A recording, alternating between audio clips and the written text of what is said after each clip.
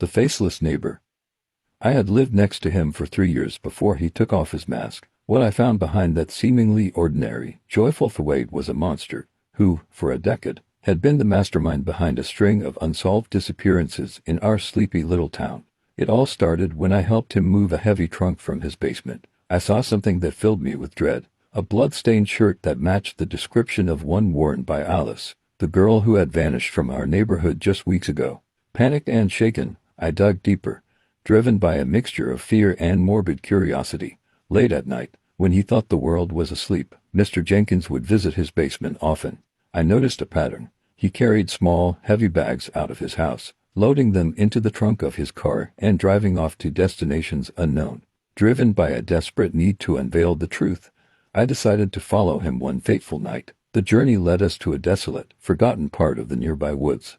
There, under the ghostly moonlight, he would dig graves, unmarked and shallow, the final resting place for the people who had vanished. The discovery sent shivers down my spine.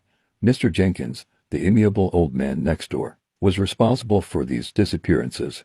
I knew I had to do something, but confronting him was out of the question. Who would believe me? A faceless monster lived amongst us, and I had to tread carefully.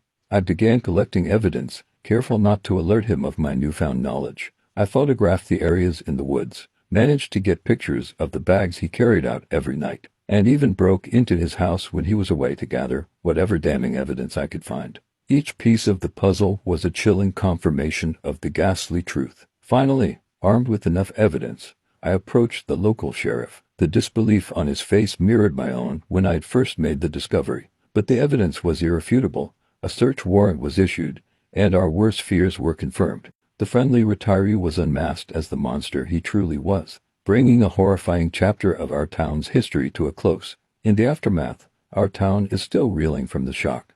Our neighbor has been unmasked, but the scars he left behind will take time to heal. As for me, I've learned that sometimes the most terrifying monsters lurk not in the shadows, but in plain sight, hidden behind familiar, smiling faces.